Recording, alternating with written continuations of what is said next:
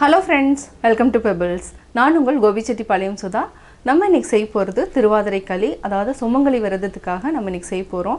இதுக்கு வந்து பச்சரிசி 1 கப் எடுத்துக்கலாம். இது கூட பாசிப்பருப்பு ஒரு 3 டேபிள் ஸ்பூன் அளவுக்கு எடுத்துக்கலாம். பாசிப்பருப்பு நல்லா வறுத்துக்கணும். இது வந்து ஒரு 1 hour அல்லது 20 minutes வந்து நல்லா சோக் பண்ணிவிட்டு அதை வந்து நல்லா ட்ரை பண்ணிவிட்டு வறுத்துட்டு அதுக்கப்புறம் நம்ம செய்ய போகிறோம். வாங்க எப்படி செய்கிறதுன்னு பார்க்கலாம். திருவாதிரை களிக்கு நம்ம பச்சரிசி தான் எடுத்துருக்கிறோம். அதாவது மாவு பச்சரிசி நம்ம எடுத்துருக்கிறது. இது வந்து 1 மணி நேரத்துக்கு நான் வந்து நல்லா ஊற வச்சுருக்கிறேன். இப்போ தண்ணியை வடிச்சுக்கலாம். தண்ணியை வடிச்சிட்டு அதுக்கப்புறம் பாசிப்பருப்பையும் அரிசியும் சேர்ந்து நல்லா வறுத்துட்டு மிக்சியில் அரைச்சிக்கலாம். தண்ணி வடித்து எடுத்துக்கலாம். திருவாதிரை களிக்கு நம்ம பாசிப்பருப்பு ஒரு 3 டேபிள் ஸ்பூன் எடுத்துக்கலாம். இது வந்து நல்லா வறுத்து எடுத்துக்கலாம். அதாவது பச்சை வாசனை வந்து போயிடணும், அதே மாதிரி பொன்னிறமாக வறுபட்டுறணும், அந்த அளவுக்கு வறுத்து எடுத்துக்கலாம். இதை வறுத்து எடுத்ததுக்கப்புறம் நம்ம அரிசி வந்து நல்லா தண்ணி வடிஞ்சிட்ருக்கு, அதையும் வறுத்து எடுத்துக்கலாம். பாசிப்பருப்பு நம்ம பொன்னிறமாக வறுத்துட்டோம், அதாவது தீய விடாமல் வறுத்துக்கணும். இப்போது ஒரு பிளேட்டில் வந்து நம்ம ஆற வச்சுக்கலாம். அடுத்து நம்ம அரிசி, இதையும் நம்ம நல்லா வறுத்துக்கலாம். வறுத்துட்டு என்ன பச்சை வாசம் இருக்காது, டேஸ்ட்டும் வந்து நல்லாயிருக்கும். இது வெள்ளை துணியில் போட்டு காய வச்சும் பண்ணலாம். நான் வந்து நல்லா வந்து தண்ணி வந்து வடிச்சிட்டு இந்த மாதிரி பண்ணுறேன். இப்படியும் பண்ணலாம். சிம்மில் வச்சு வறுத்துக்கோங்க. இது அப்படியே நல்லா பொரிஞ்சு அப்படியே நல்லா அரிசி கொஞ்சம் உப்பி வரும். அந்த ஸ்டேஜில் நம்ம ஆஃப் பண்ணிக்கலாம். இப்போ அரிசியை நல்லா வறுத்துட்டோம். அரிசியை வறுத்ததுக்கப்புறம் ஆற வச்சு அரிசியும் பருப்பையும் ரெண்டையுமே பொடி பண்ணிக்கலாம். இப்போ ஆஃப் பண்ணிக்கலாம். நல்லா ஆறட்டும். ஆற வச்சு அரைச்சிக்கலாம்.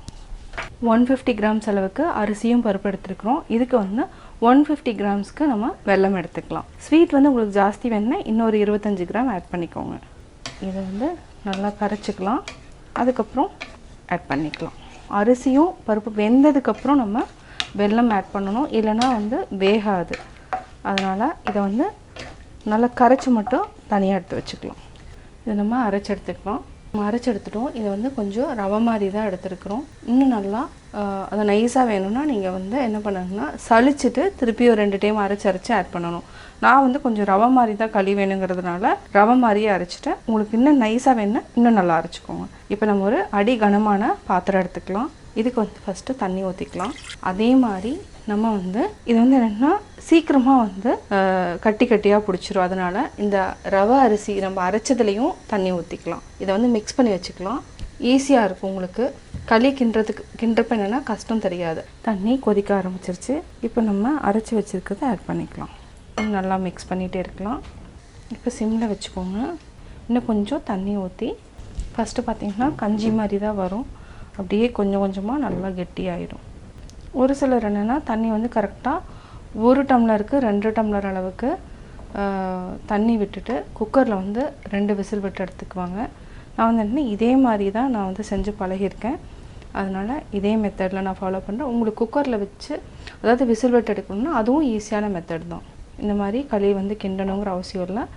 அதுவும் ரவை மாதிரி நல்லா வெந்துடும். இப்போ நம்ம வெல்லத்தை கரைச்சி வச்சுருக்கிறோம். இதை அப்படியே வடித்து அப்படியே ஆட் பண்ணிக்கலாம். நல்லா மிக்ஸ் பண்ணி விடுங்க. இது நல்லா சீக்கிரமாக கெட்டியாயிடும். உங்களுக்கு பார்க்குறதுக்கு கொஞ்சம் கொலன்னு தான் இருக்கும். பட் நெய்வேத்தியம் பண்ணுற டைம் பார்த்திங்கன்னா நல்லா கெட்டியாயிடும். ஒரு 1/2 hour போச்சுன்னா அப்படியே நல்லா கெட்டியாக பிடிச்சி அப்படியே பொங்கல் மாதிரி ஆகிடும்.